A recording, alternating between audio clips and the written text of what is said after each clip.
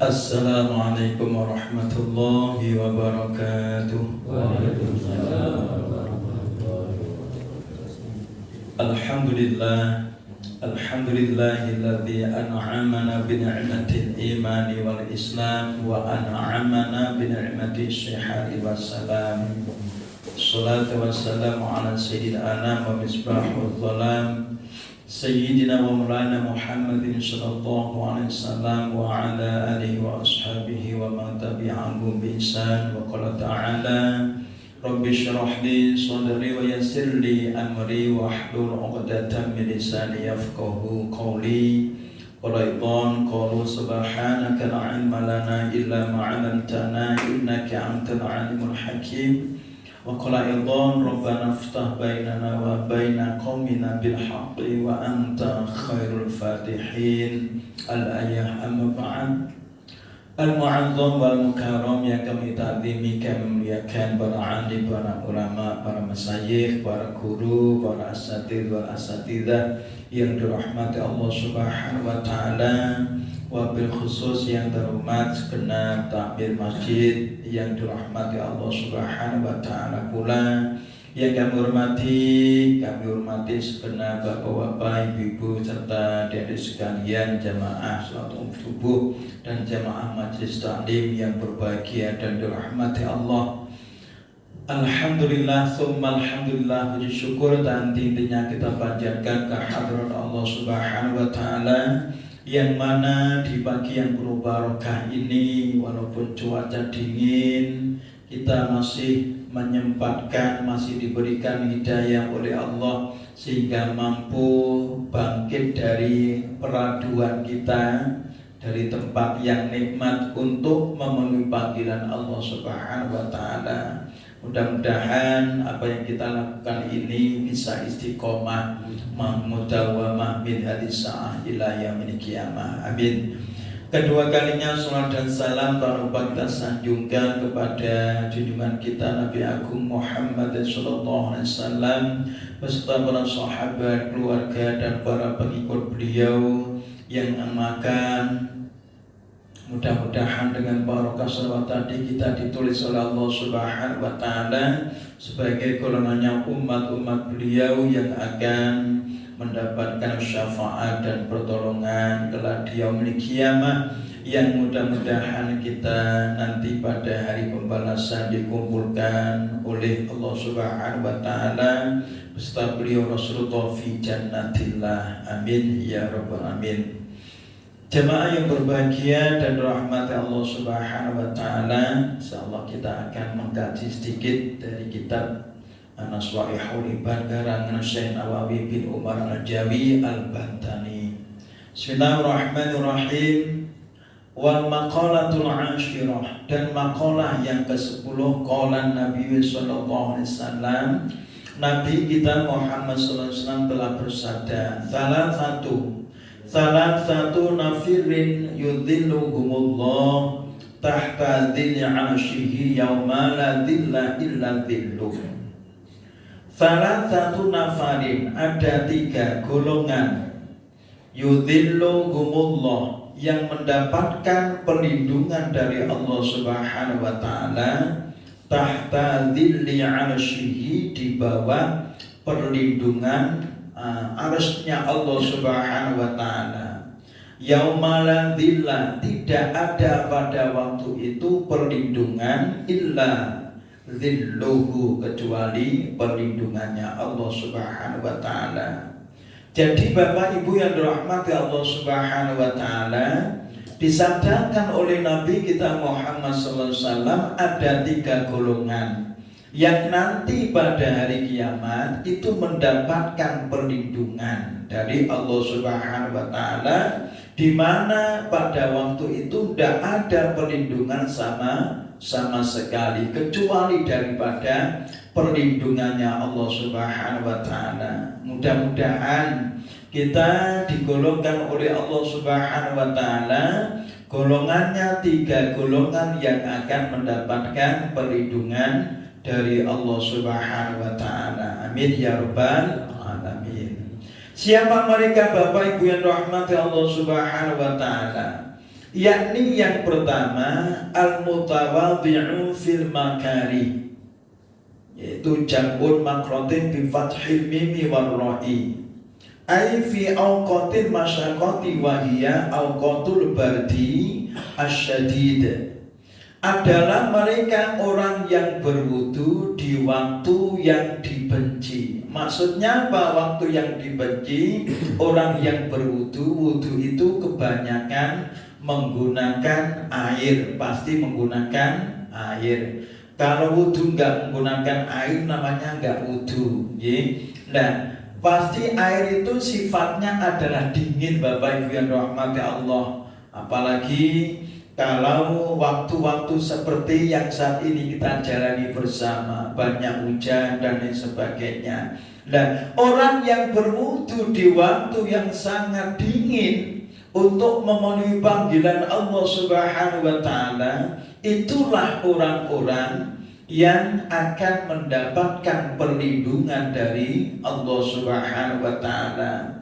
Yang kebanyakan di antara mereka menghindar dari air. Kita Masya Allah dibangkitkan oleh Allah, diberikan hidayah oleh Allah, diberikan akidah, keyakinan oleh Allah Subhanahu wa Ta'ala, sehingga mampu mengalahkan rasa dingin kita untuk menjalankan wudu guna untuk memenuhi panggilan Allah Subhanahu wa Ta'ala. Ini luar biasa.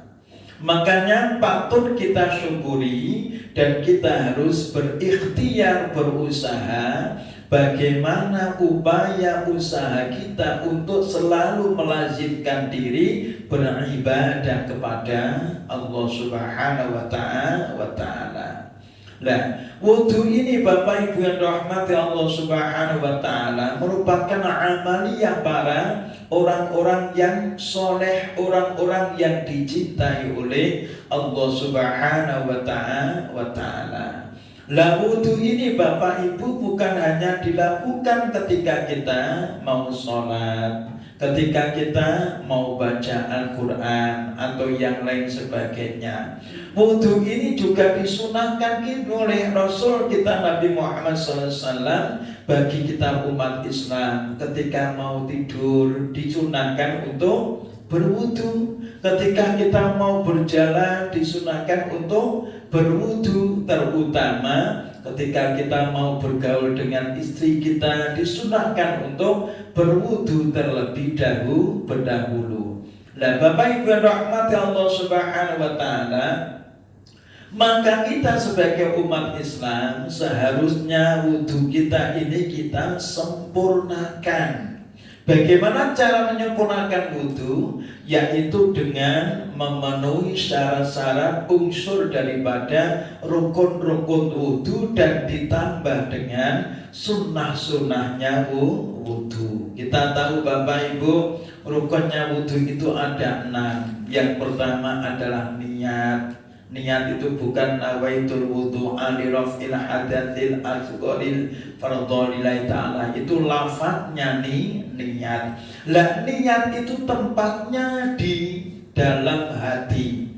Lah, niat itu apakah Bapak Ibu? Niat itu adalah dilakukan ketika kita melakukan daripada pertama kali amal-amal yang kita lakukan, yaitu ketika kita pertama membasuh muka kita itu disertai dengan niat. Yang kedua adalah membasuh muka. Yang ketiga adalah membasuh tangan kita hingga siku. Yang ketiga adalah mengusap. Jadi bahasa mengusap dengan bahasa membasuh itu berbeda. Nah, mengusap sebagian daripada kepala kita, lalu membasuh Bapak Ibu kaki hingga mata kaki. Yang keenam adalah Bapak Ibu menyempur tertib itu berurutan. Lah, sunahnya wudu banyak sekali. Yakni yang pertama mungkin diantaranya adalah membersihkan tangan terlebih dahulu sebelum kita berwudu, lalu membaca Bismillahirrahmanirrahim sunnah, lalu Bapak Ibu berkumur-kumur juga sunnah, lalu menyela-nyelai di antara jari jemari kita juga sunnah, lalu mengusap telinga kita juga sunnah, lalu berdoa juga sunnah. Banyak sekali sunnah-sunnahnya daripada wudhu itu sendiri. Makanya Bapak Ibu diharapkan kita ini menyempurnakan daripada wudhu kita. Luar biasa wudhu itu. Bahkan ketika kita ini sudah berwudu, lalu tiba-tiba kita mendapatkan kecelakaan dari Allah Subhanahu wa Ta'ala, insya Allah kita meninggal dunia dalam keadaan suci. Makanya kita ini berusaha untuk melazimkan diri berwudu. Lalu golongan kedua Bapak Ibu yang rahmati Allah Subhanahu wa Ta'ala, yang akan mendapatkan perlindungan dari Allah Subhanahu wa Ta'ala, yakni nanti pada hari kiamat adalah wal masyi ilal masjid ilal masajidi fil dhulam, yakni orang-orang yang berjalan di masjid-masjid di waktu gelap gulita, yaitu untuk li'ajli sholati ma'al jama'ati, untuk melakukan sholat berjamaah. Nah ini yang pertama, alhamdulillah sudah kita lakukan. Yang kedua juga kita lakukan. Mudah-mudahan kita berjalan, kita pulang pergi dari rumah ke masjid, dari masjid ke rumah, li'ajli sholatil jamaati, untuk melakukan sholat jamaah. Masya Allah, pahalanya luar biasa. Kalau kita hitung-hitungan pahala. Tetapi kita Masya Allah tidak pernah menghitung daripada pahala-pahala yang akan diberikan oleh Allah Subhanahu wa Ta'ala. Karena kalau kita ini niat kita mendapatkan pahala, nanti ibadah kita ini termasuk ibadahnya orang-orang yang tingkatannya rendah. Makanya kita ini berniat limarudhatillah, untuk mendapatkan ridhonya Allah Subhanahu wa Ta'ala. Gak usah kita hitung langkah kita 1, 2, 3, 4, 100, 200, nanti pulang 100, 200 dan lain sebagainya. Nanti niat kita bukan karena Allah Subhanahu wa Ta'ala, tetapi karena pahalanya Allah Subhanahu wa Ta'ala. Makanya Bapak Ibu yang rahmati Allah Subhanahu wa Ta'ala, mari kita bersama-sama untuk berusaha melazimkan diri untuk berjamaah. Masjid yang kita bangun bersama, masjid yang kita rawat bersama, mari kita makmurkan bersama. Yang mudah-mudahan dengan apa yang kita lakukan ini, masjid ini nanti akan menjadi kendaraan kita melewati jembatan Shirathul Mustaqim, dan mudah-mudahan kita termasuk orang-orang yang mendapatkan keselamatan dari Allah Subhanahu wa Ta'ala. Amin ya rabbal alamin.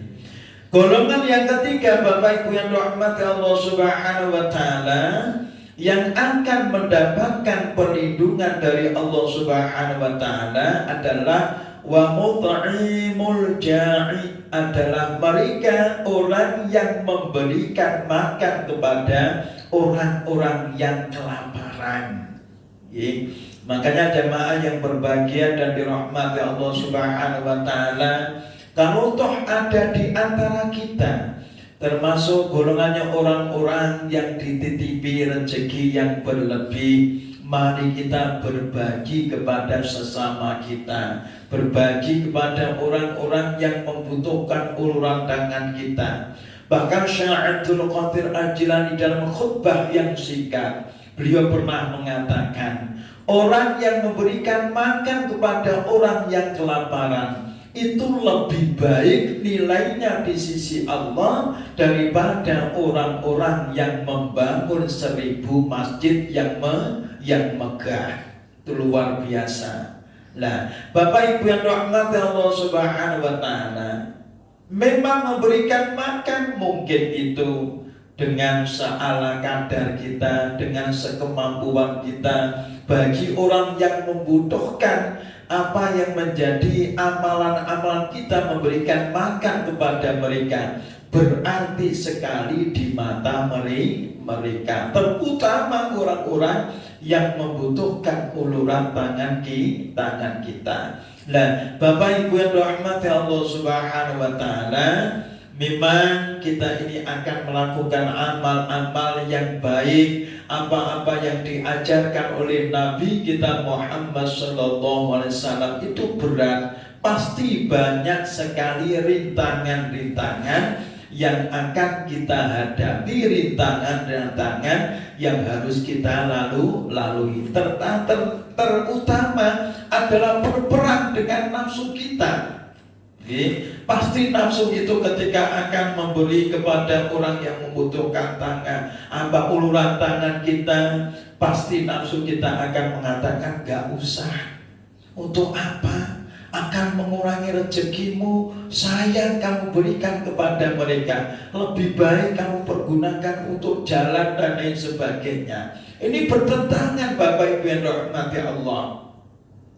Makanya orang yang mampu melakukan hal-hal yang seperti ini nanti pada hari kiamat akan mendapatkan perlindungan dari Allah Subhanahu wa taala. Mudah-mudahan kita nantinya mampu melakukannya. 3 perkara ini, yang pertama adalah berwudu ketika udara dingin, yang kedua adalah berjalan di masjidnya Allah Subhanahu wa taala, ke masjidnya Allah untuk melakukan sholat jamaah, yang ketiga mampu menyisihkan sebagian harta yang dititipkan oleh Allah untuk membantu mereka saudara-saudara kita yang membutuhkan uluran tangan kita, terutama saudara-saudari kita seiman, seakidah yang tertimpa musibah maupun bencana dari Allah, yaitu di Sumatera Barat, di Aceh, dan di Sumatera Utara. Mari kita bergandeng tangan, bahu-membahu kita sisihkan berdonasi kepada mereka yang membutuhkan uluran tangan kita. Bapak Ibu jamaah yang dirahmati Allah Subhanahu wa taala, selanjutnya wal maqalatul hadiyata asyrata, dan maqalah yang ke-11. Kila dikatakan di Ibrahim alaihi salatu wassalam, kepada Nabiullah Ibrahim alaihi salatu wassalam, suatu ketika Nabi Ibrahim ini bapak ibu ditanyai li ayyi syai'in ittakhadhakallahu khalilan, sebab apa? Karena apa wahai Ibrahim, wahai Nabi Ibrahim, engkau dijadikan oleh Allah Subhanahu wa taala khalilan, sebagai salah satu hamba yang dicintai oleh Allah Subhanahu wa taala. Jadi Bapak Ibu, kalau Nabi kita Muhammad itu gelarnya Habibullah. Kalau Nabi kita Ibrahim gelarnya Khalilullah. Bahkan Nabi Ibrahim itu derajatnya adalah bapaknya tauhid, karena beliau itu mencari Allah Subhanahu wa taala tanpa ada orang yang mengajarinya, yang membimbingnya. Ketika pada waktu itu terutama bapaknya membikin berhala, lalu berhala itu disembah, malah Nabiullah Ibrahim ini berpikir, masa benda yang diukir sendiri kok disembah sendiri, mau pindah saja minta diangkat dan lain sebagainya. Masa bisa memberikan perlindungan, masa bisa memberikan makanan kepada orang-orang yang membutuhkan. Pasti ini bukan Tuhan. Lalu ketika melihat nujum, melihat bintang-bintang, Nabiullah Ibrahim, oh itu mungkin Tuhan. Ketika siang hari kok gak ada nujum, bintang gak kelihatan, oh itu bukan bintang. Ketika melihat bulan di malam hari ini, Masya Allah, di malam hari Nabiullah berpikir mungkin itu Tuhan. Ketika siang hari gak ada, oh itu bukan Tuhan. Ketika Nabiullah Ibrahim melihat matahari yang bersinar dengan luar biasa, mungkin itu Tuhan. Akhirnya ketika malam hari matahari tidak ada, oh itu bukan Tuhan. Akhirnya Bapak Ibu yang rahmati Allah, Nabiullah Ibrahim berdoa, ya Tuhan, kalau sebegini terus maka aku termasuk orang-orang yang tidak Engkau berikan petunjuk.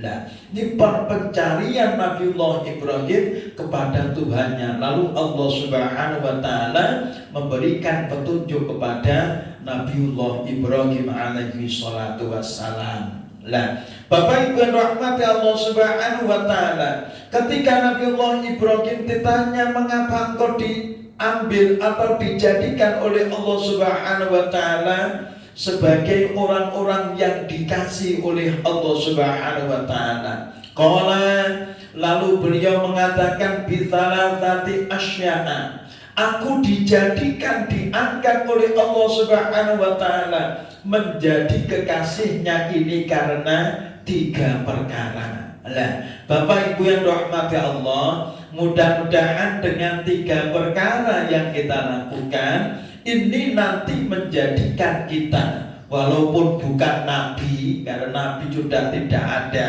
sehabis Nabi kita Muhammad, mudah-mudahan nanti kita termasuk orang-orang yang dicintai oleh Allah. Kalau Allah sudah mencintai hambanya, kalau Allah sudah menyayangi hambanya, pasti akan dituntun, dimudahkan dalam segala urusan dan kehidupannya. Pasti nanti di akhir Allah nggak tega apabila akan mengadabnya, dan mudah-mudahan kita termasuk orang-orang yang mendapatkan keselamatan dunia akhirat. Amin.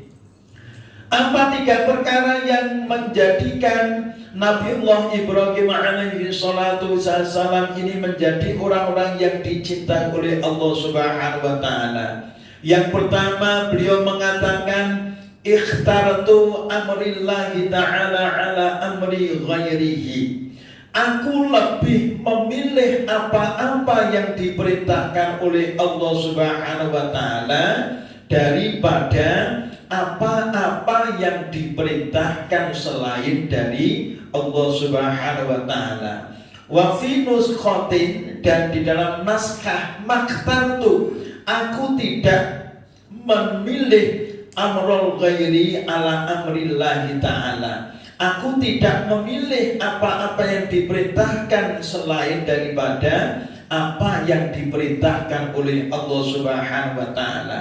Jadi sebab pertama Allah menjadikan Nabiullah Ibrahim sebagai seorang yang dicintai atau Khalilullah adalah Nabiullah Ibrahim itu ketika diperintahkan oleh Allah lebih mengutamakan daripada apa-apa yang tidak diperintahkan oleh Allah Subhanahu wa Ta'ala. Contoh Bapak Ibu, contoh ketika kita dingin-dingin, Masya Allah, terutama malam hari ini, kemarin hujan dan sebagainya, pasti dingin dan sebagainya. Kita dipanggil oleh muadzin, hayya 'alas shalah, hayya 'alas shalah, hayya 'alal falah, hayya 'alal falah.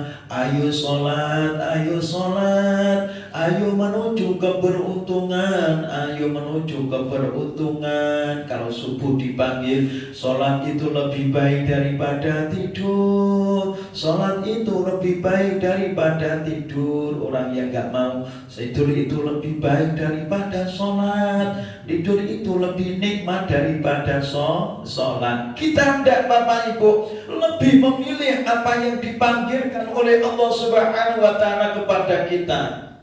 Walaupun kita kantuk, walaupun kita capek, walaupun badan kita terasa pegel-pegel, terutama yang umurnya sudah 50-60 tahun ke atas, bangun tidur kadang kerjanya ya gitu-gitu aja, capek semua, sakit semua. Tetapi tidak menjadikan kita tidak memenuhi panggilan Allah Subhanahu wa Ta'ala. Kita tetap berusaha membangkitkan diri untuk bangun dan memenuhi panggilan Allah Subhanahu wa Ta'ala. Ketika waktunya kita berzakat, padahal Bapak Ibu banyak sekali kebutuhan kita yang lainnya. Tetapi ini kewajiban zakat, kewajiban yang telah ditetapkan oleh Allah Subhanahu wa Ta'ala. Sehingga orang yang beriman, orang yang berakidah, orang yang bertauhid, orang yang berkeyakinan, pasti dia akan mendahulukan zakatnya karena ini kewajiban dan lain sebagainya. Ketika kita puasa, kita lemas, kita harus bekerja dan lain sebagainya, padahal kita mampu membeli dan lain sebagainya. Tetapi ini perintah Allah Subhanahu wa Ta'ala, pasti kita akan jalankan puasa itu. Ketika anak-anak kita tidur, kita melihatnya dengan belas kasihan, tetapi ini waktunya sholat. Anak-anak kita bangunkan, mengalahkan sifat kasih sayang kita. Demi apa? Anak-anak kita mendapatkan keselamatan dari Allah kelak di yaumil qiyamah. Kita bangunkan mereka. Nah, orang yang memilih daripada perintah Allah Subhanahu wa Ta'ala, daripada perintah-perintah yang lainnya, terutama perintah nafsunya, terutama lagi perintah atasannya dan lain sebagainya, inilah golongannya orang-orang yang pertama yang dicintai oleh Allah Subhanahu wa Ta'ala. Marilah Bapak Ibu, hidup kita ini sejalan seiring dengan apa yang diajarkan oleh Allah dan apa yang telah diteladankan oleh Rasulullah Muhammad sallallahu alaihi wasallam, agar hidup kita senantiasa sejalan dengan apa yang dituntunkan oleh Nabi kita Muhammad sallallahu alaihi wasallam. Amin. Yang kedua, Bapak Ibu yang dirahmati Allah Subhanahu wa Ta'ala, wa ma ahtamantu bima taqabbalallahu li wa aima kuntu bi amri ma ta'amalallahu li minar rizki. Yakni Nabiullah Ibrahim alaihi salatu wassalam ini, Bapak Ibu, senantiasa yakin, tidak bingung dengan apa-apa yang sudah ditanggung oleh Allah Subhanahu wa Ta'ala, yakni rezekinya. Kita melihat Bapak Ibu, zaman sekarang, masa ini ekonomi kita rada sulit. Lah, kita ini Bapak Ibu sebagai orang yang beriman, jangan kesulitan ini menjadikan kita menghalalkan berbagai macam cara yang cara itu diharamkan oleh Allah Subhanahu wa Ta'ala. Selagi kita ini masih hidup, pasti rezeki kita akan ditanggung oleh Allah Subhanahu wa Ta'ala. Jangan pernah kita ini berpikir besok apa yang aku makan, besok anakku mau jadi apa, nanti anakku mau kerja di mana, mau tinggal di mana, dan lain sebagainya. Anak-anak kita ini Bapak Ibu membawa jatahnya masing-masing, membawa nasibnya masing-masing, sehingga sebelum kita, anak-anak kita, kakek-kakek kita, istri suami kita dilahirkan, telah ditulis oleh Allah Subhanahu wa Ta'ala 3 perkara. Yang pertama tentang rezekinya, yang kedua tentang jodohnya, yang ketiga tentang kematiannya, di mana dia akan dimatikan oleh Allah. Fi ayyi ardin tamu, di bumi mana dia akan dimatikan oleh Allah Subhanahu wa Ta'ala. Jadi jangan kita ini pernah risau dengan apa-apa yang sudah ditanggung oleh Allah. Kewajiban kita adalah berusaha, berikhtiar, berdoa, memohon kepadanya, dan hasil tidaknya kita serahkan kepada Allah Subhanahu wa taala. Legalitas itu di bawah kekuasaannya Allah Subhanahu wa taala. Maka dari itu Bapak Ibu, mari kita kuatkan akidah kita. Selama kita masih hidup, pasti Allah akan memberikan apa yang menjadi kebutuhan kita, dan apakah dari itu sesuai dengan apa yang terbaik bagi kita menurut ukuran yang telah diukur oleh Allah Subhanahu wa taala. Sampai jam terbati. Suruh jam tadi.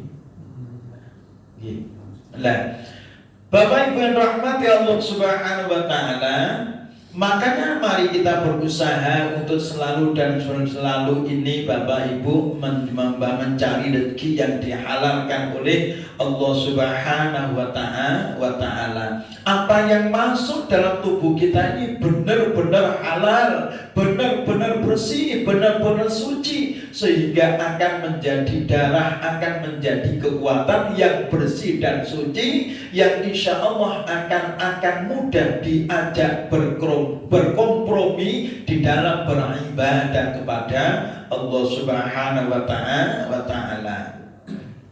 Yang ketiga Bapak Ibu yang rahmati Allah Subhanahu wa taala, Nabiullah Ibrahim ini yang ketiga, sehingga menjadikan beliau menjadikan beliau ini dicinta oleh Allah Subhanahu wa taala adalah wa ma ta'asyaitu ma akaltu waqtal masai ai ma akatu waqtal godati wa ma taghaidata illa ma adhaifi. Beliau itu Bapak Ibu tidak makan dan tidak minum baik di waktu pagi maupun waktu sore, kecuali dengan Bapak Ibu ditemani bersama tamu.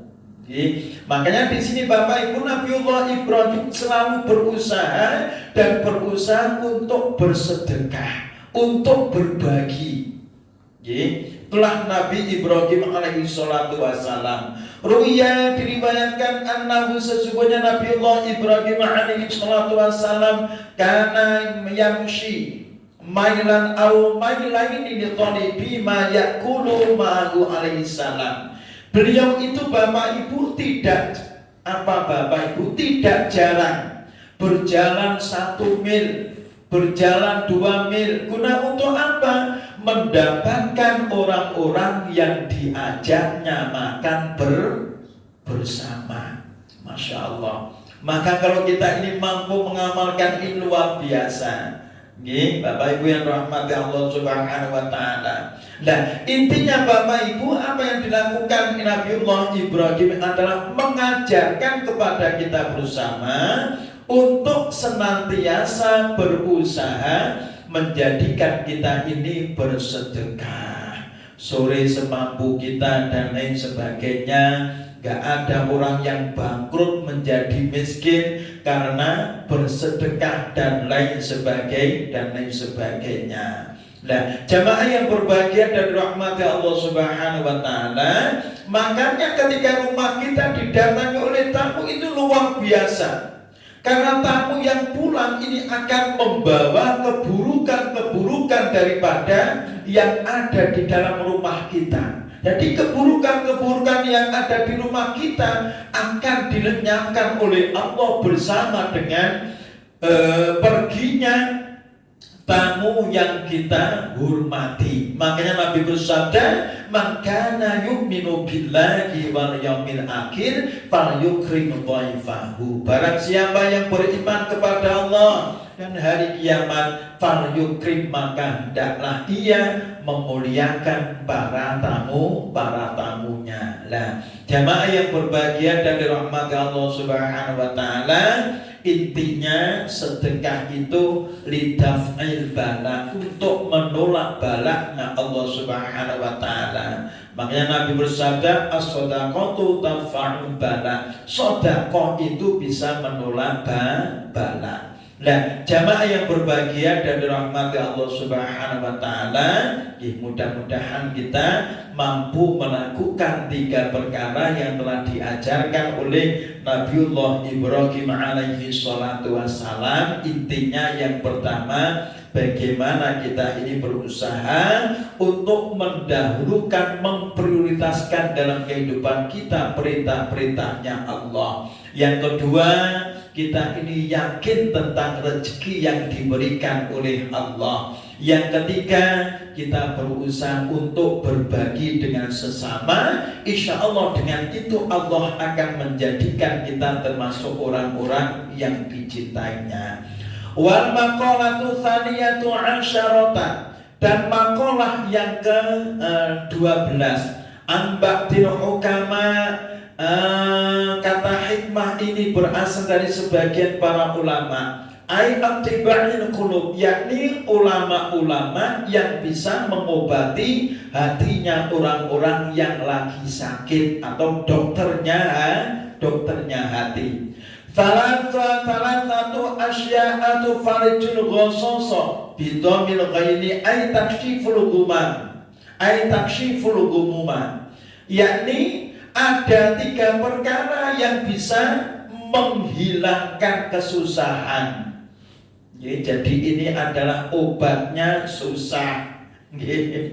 Obatnya susah Bapak Ibu. Nah, kita hidup ini Bapak Ibu, kadang senang, kadang senang, kadang ketawa, kadang menangis, kadang banyak duit, kadang banyak utang, banyak lagi cicilannya. Masya Allah, hidup kita seperti itu Bapak Ibu. Lah ini kita ini diajarkan oleh sebagian ulama ahli hikmah, ada 3 perkara yang akan menghilangkan kesusahan dalam hidup kita.